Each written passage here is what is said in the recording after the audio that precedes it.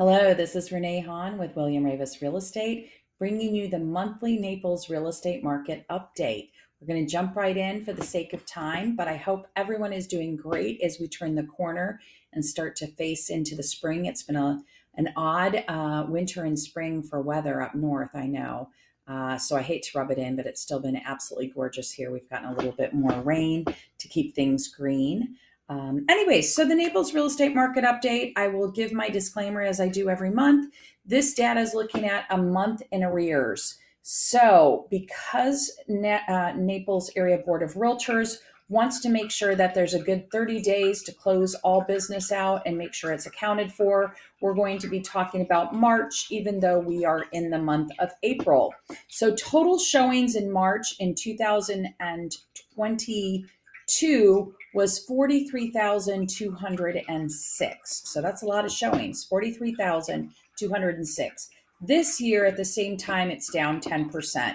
And that's something I can tell you going into the year, watching buyer activity as well as showing activity. Even though I had great sales during the course of the first quarter for those that I listed and sold, there was no question that buyer traffic was down. In fact, if you read some of the stats, traffic in general was down. Fort Myers Airport just reported a decrease in travel. The tourism market recorded a decrease in travel. And so if you don't have as many people here visiting, it's no wonder that showing traffic was down as well. There's lots of reasons for why the traffic might have been down. I won't go into that. We'll just talk about the implications of that, which is that showings were down.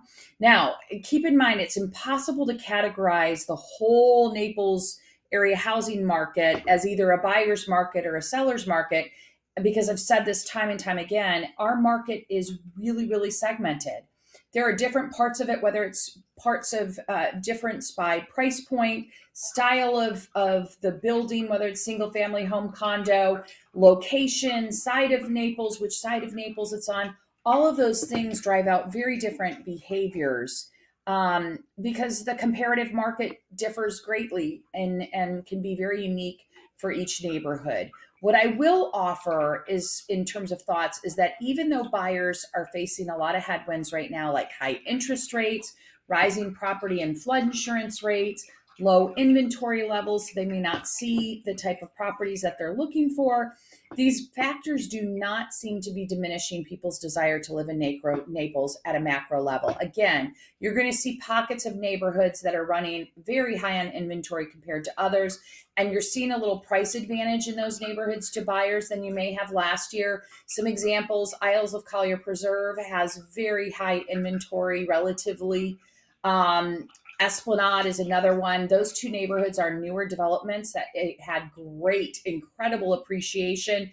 And you're seeing a lot more inventory in those markets right now. And therefore, some price advantages are happening. Things are sitting longer. But then you've got communities. I listed one in Banyan Woods, and we had a competitive bidding process where we actually sold it above list price. So that's in the same market conditions. It just varies greatly because if you think about it, it's always going to be a case of demand and availability, right, that drive out how pricing behaves.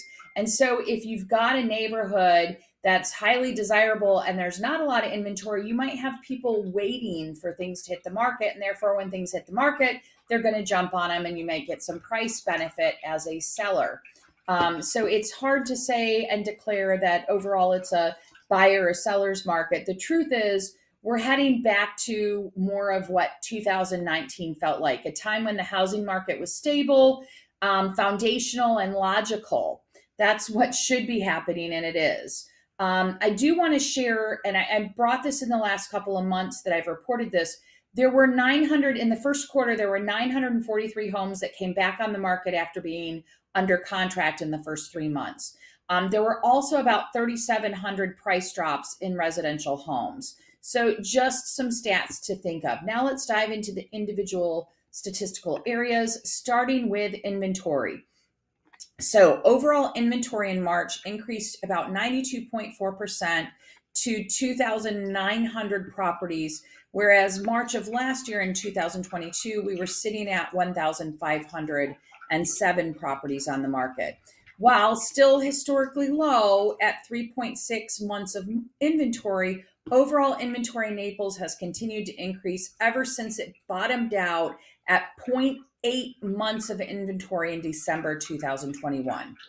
Of the 2,900 active listings in March, 1,239 of them were condos and 1,661 of them were single family homes. Now, when you think about inventory, home buyers shouldn't get too hung up on the months of inventory number reported because it fluctuates wildly depending on where you want to buy a home. For example, in Port Royal right now, that area is running about a 1.3 year supply. So that, we talked about what it can look like in other areas, but that's one example where it's actually running high. So again, it's one of the reasons why I stress it's really important to work with a qualified, experienced, and knowledgeable real estate professional because they're going to be grounded in the behavior of the market at the macro level, but also the individual market at the neighborhood level, price point level, etc. Don't want to be a broken record on that. Now let's look at new listings. So what came on the market? While new listing growth has been relatively static in the first quarter of 2023, we are seeing some potential sellers in Naples sitting on the fence because they fear a possible recession may impact their home's value and or they want to wait and see whether interest rates drop. So there are, just like I'm going to talk in a minute, and I did talk about in my intro, some of the buyers are sitting on the fence. In some cases, some of the sellers are as well. So new listings during March decreased 17.9% to 1,369 new listings versus in 2022, March was at 1,667 new listings. But when you compare it to March of 2019, new listings for the month compared to 2023 compared to 2019 showed it only a 2.5% decrease.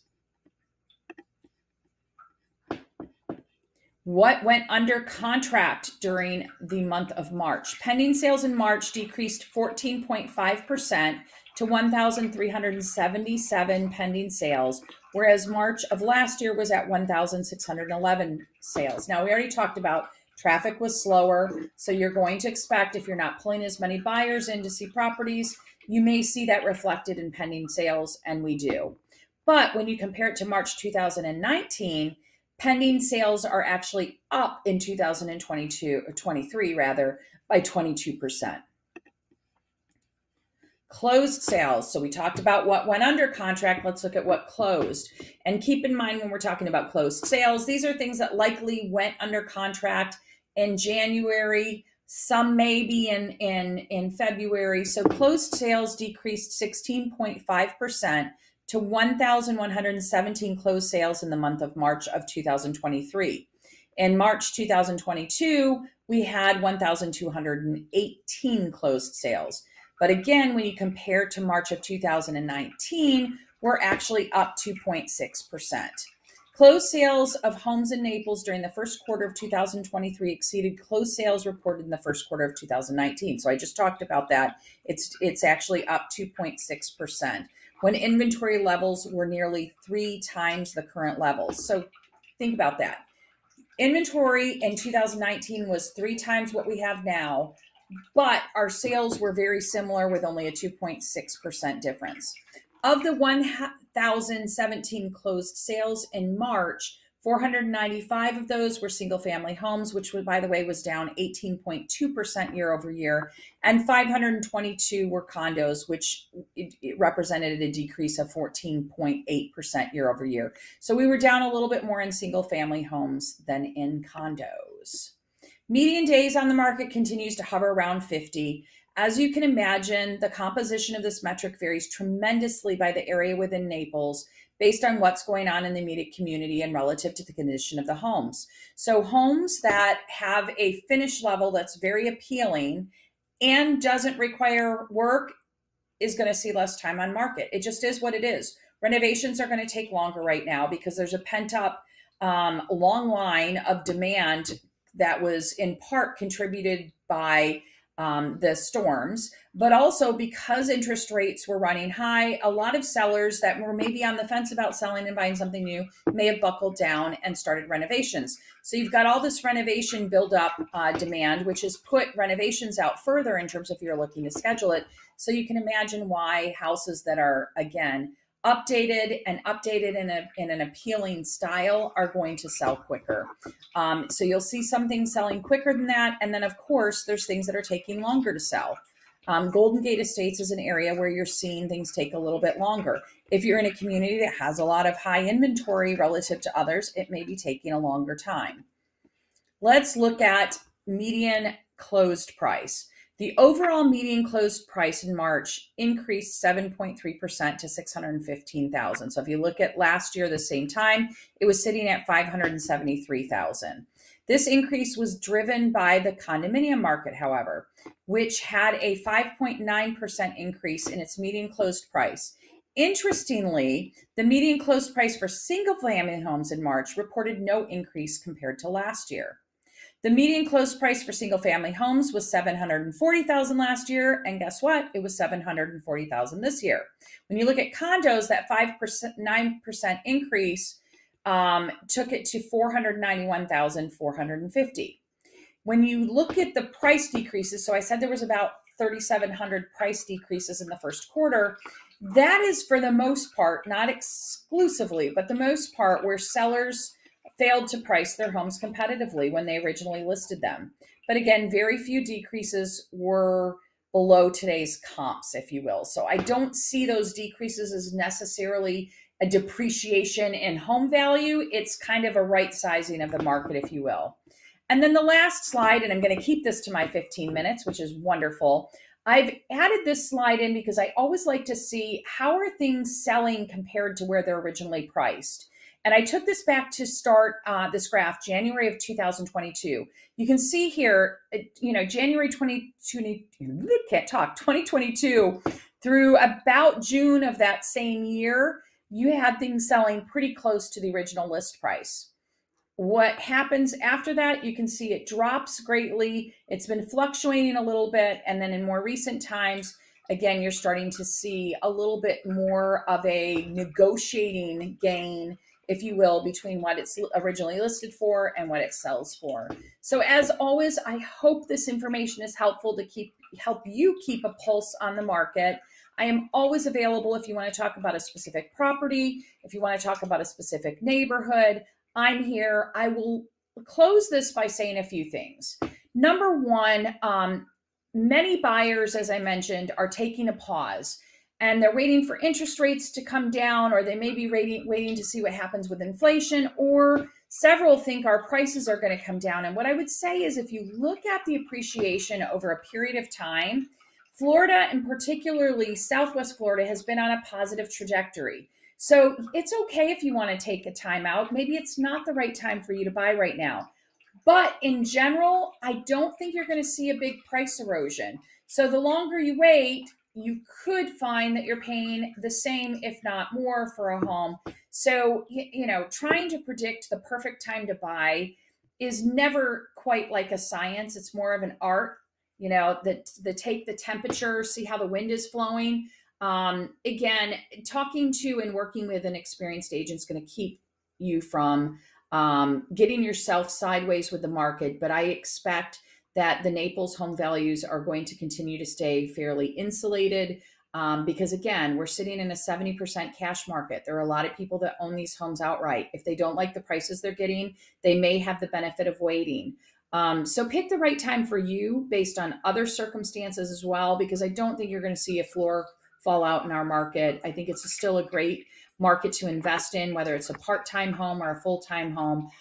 For a lot of reasons that I'd be happy to discuss with you. But again, Renee Hahn with Naples Real Estate, William Ravis Real Estate, and you can reach me at 239-287-2576 or right here on my website at yournaplesexpert.com. The last thing I'll mention is I encourage you to scroll below the video because there are some great resources on this page. They give you interactive graphs, reports for luxury properties, anything you could possibly need. I spend a lot of time and money, but a lot of time working on my website to make sure I'm giving valuable resources.